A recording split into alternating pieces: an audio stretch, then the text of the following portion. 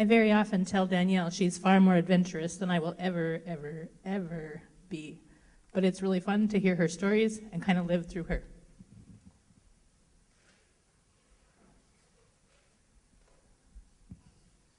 Our next speaker is a first grade teacher at Myers-Wilkins Elementary School. She's a native of Liberia and immigrated to the United States with her parents in 1982. Most African immigrants can't expect genealogy websites to link their past ancestry stories. It's a power of oral storytelling from their elders that they depend on to give them the knowledge and confidence in who they are today.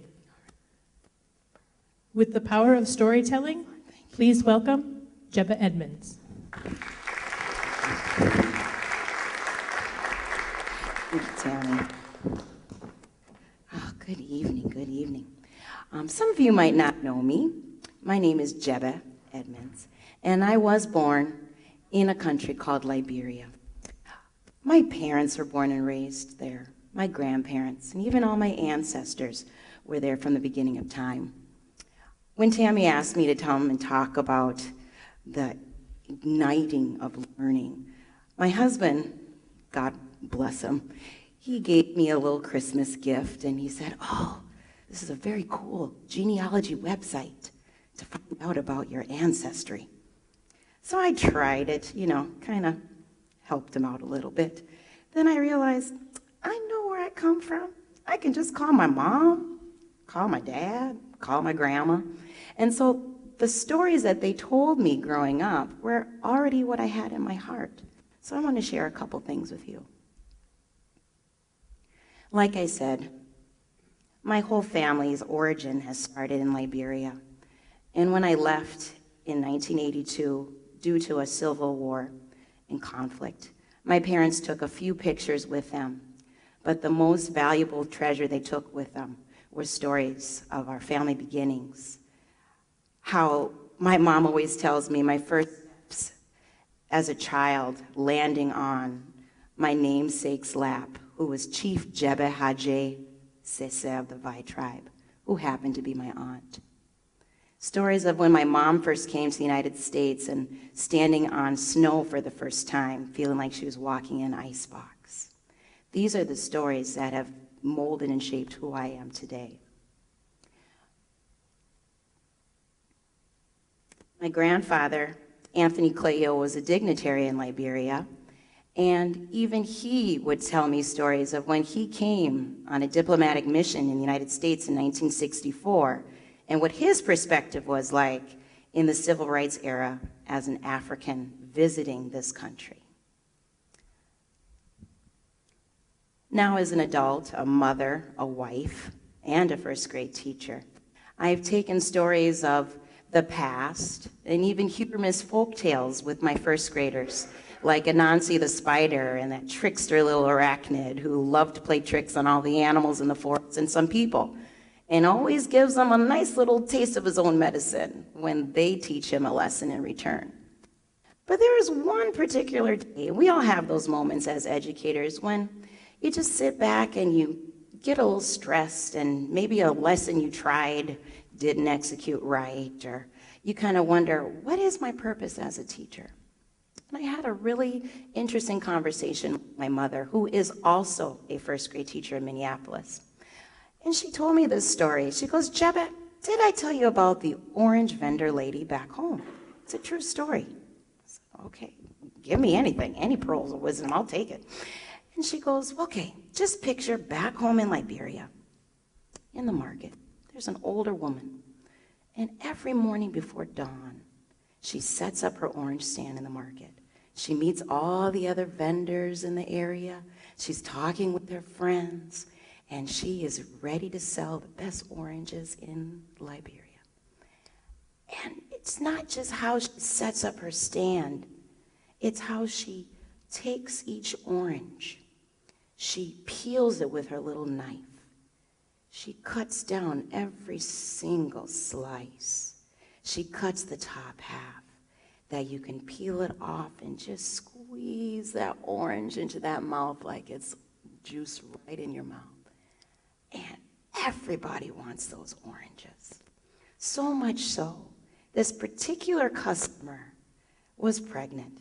And being a mom of 2 babies and having those pregnancy cravings, sorry, honey, I had to have those Blue Diamond almond, smokehouse almond, out of the can from Walgreens at 2 a.m.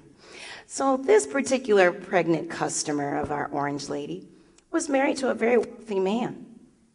And she craved those oranges that orange vendor lady sold. She had to have it cut just right. And she had to tell her husband every time, don't forget, you had to go to that certain vendor lady, not the other one, the one that cuts it just so. So the husband had his directive, and he knew not to mess up. So he got to the market, found the lady, and said, okay, I'll have an orange. And she cut it just so, and twisted it just right, and sold him the orange. Then he went back to his wife, gave her the orange. Oh, she loved it so much she needed another one. So he ran back into town. And by the time several trips back and forth from his house to the market, he looked at the vendor lady and go, oh, come on, let me just buy the rest of your oranges. I've got the money. You can just finish your day ahead of time and be good. She looked at that man and said, no, I'm not selling you my whole bag of oranges. And the rich man looked at her and go, well, don't you want the money? She looked at him cross and said, of course I want the money. But what is my purpose in life then? What is my role for the rest of the world? If I gave you my bag of oranges now, what would I do? What is left of me?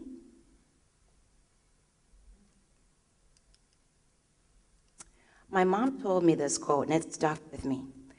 She said, no matter what level you are in life, orange vendor lady, CEO,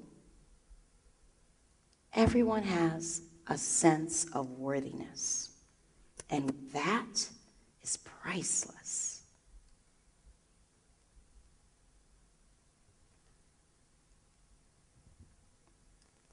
Now, I took that orange vendor lady story with me at school, and I compared it with my little first graders as my little oranges. You know, my principal can admit I'm usually there before she is, and I'm ready. I'm setting up my classroom like it's my own orange stand. I'm getting my lessons just right, and I'm ready to cultivate every single child in my classroom to be the best amazing learner that they can be. And there are some days, we all have those days, especially after spring break, where their oranges start to kind of fiddle a little bit and get on each other's nerves and things like that. And you do kind of think to yourself, I wonder if I can sell my oranges to the highest bidder. You know, anybody. Some days, get me out of here by 9:30, we'll see. But then you have to sit back and realize that same quote. We all have a sense of worthiness. And if I would have let my oranges go, what is my purpose? Who am I going to cultivate?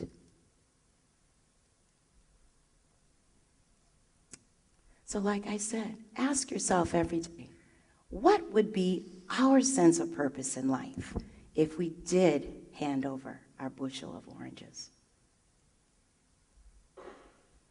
These are my 2 oranges. They're the reason I wake up every morning. My boys, Maxwell, who's 8, and Mateo, who's 5. It is my purpose in life not only to teach them our heritage and our culture and the stories that my parents fed me from generation to generation, but it's also my purpose in life to teach them to be the best little oranges they can be with the rest of the world. Now, when you get up to school every morning and you set up your classroom, or before you talk with your colleagues, think about this before you go. How will you handle your oranges today? I share a lot of my stories on another passion of mine. It's a blog that I write with my dear friend, Dr. Jennifer Ryerson, and it's called Mommies in Black and White. So hopefully other oranges out in the world can understand what our purpose is in life and how to treat it wisely. Thank you very much.